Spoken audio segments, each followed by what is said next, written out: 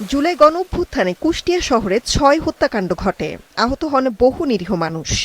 এর পরিপ্রেক্ষিতে জাসদ নেতা হাসানুল হক ইনুর বিরুদ্ধে উস্কানি, প্ররোচনা ও ষড়যন্ত্রসহ সুনির্দিষ্ট ৮টি অভিযোগ এনে ট্রাইব্যুনালে আনুষ্ঠানিক অভিযোগপত্র দাখিল করে প্রসিকিউশন।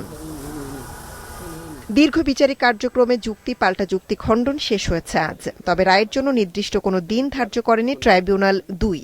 ফলে যে কোনো দিন এই মামলার রায় ঘোষণা হবে জানালেন চিফ প্রসিকিউটর।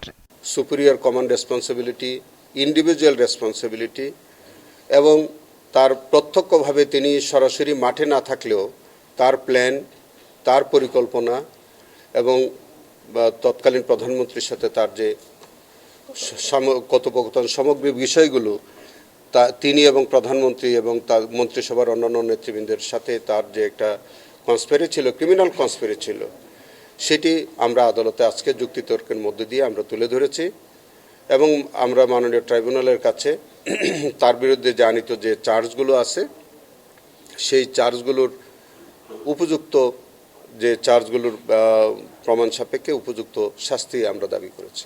স্পষ্টভাবে এই কথোপকথনে আছে কোনো গুলি হবে না এবং শেখ হাসিনা বলেছেন আমি কোনো ক্যাজুয়ালিটি চাই না। তারপরেও কিভাবে এই প্রসিকিউশন দাবি করতে পারে যে এই কথোপকথনের মাধ্যমে অভিযোগ প্রমাণিত হয়েছে, এটা আমাদের বোধগম্য নয়। বরং আমরা মনে করি এই কথোপকথনই জনাব হাসানুল হক ইনুর প্রধান ডিফেন্স। এদিকে ২০১৩ সালের ৫ই মে হেফাজতে ইসলামের সমাবেশে শাপলা চত্বর হত্যাকাণ্ডের ঘটনায় সাবেক মন্ত্রী দীপু মনি, সাংবাদিক মোজাম্মেল বাবু ও ফারজানা রূপাকে গ্রেফতার দেখিয়ে কারাগারে পাঠিয়েছে ট্রাইব্যুনাল ১। সেই সাথে আগামী ৭ই জুন মামলার অভিযোগ দাখিলের দিনে আসামিদের আদালতে হাজির করারও নির্দেশ দিয়েছে ট্রাইব্যুনাল। তাদের বিরুদ্ধে সেদিনের ঘটনায় ষড়যন্ত্র ও পরিকল্পনার অভিযোগ আনা হয়েছে। উনি ওই রাত সারা রাত ছিলেন। ইসলামিক টিভি, দিগন্ত টিভি বন্ধ করা হয়েছে, কিন্তু তার লাইভ অনুষ্ঠান চলছে এবং তিনি হত্যাকাণ্ড গোপন করছেন। তার স্বার্থ কি? তিনি তো একজন সাংবাদিক, তিনি তো নিরপেক্ষভাবে জাতির সামনে সত্য ঘটনাটা তুলে ধরবেন। সেটা আপনারা বলেন না কেন যে তিনি কি সঠিক কথাটা তুলে ধরেছিলেন সেদিন? যদি না ধরেন তাহলে তার উদ্দেশ্যটা কী ছিল? কেন তিনি এটা করতে গেলেন? তাহলে তিনি টোটাল মেকানিজমের সাথে জড়িত ছিলেন। আরও যদি কোনো সাংবাদিক জড়িত থাকে তারা আসবে। এদিকে আসামি পক্ষের আইনজীবীরা এসব অভিযোগ ভিত্তিহীন দাবি করে বলছেন, সংবাদ প্রকাশের অপরাধে আন্তর্জাতিক অপরাধ ট্রাইব্যুনালে সাংবাদিকের বিরুদ্ধে মামলা করা পৃথিবীর ইতিহাসে বিরল ঘটনা।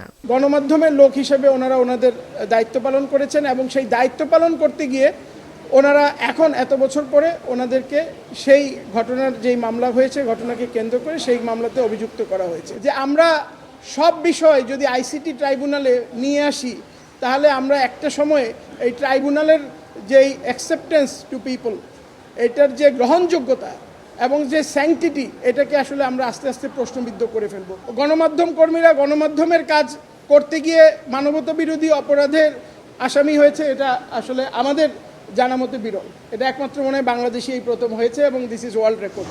শাপলা চত্বরের ঘটনায় ঢাকা সহ ৪ জেলায় ৫৮ জন হত্যাকাণ্ডের শিকার হয়েছেন বলে দাবি প্রসিকিউশনের।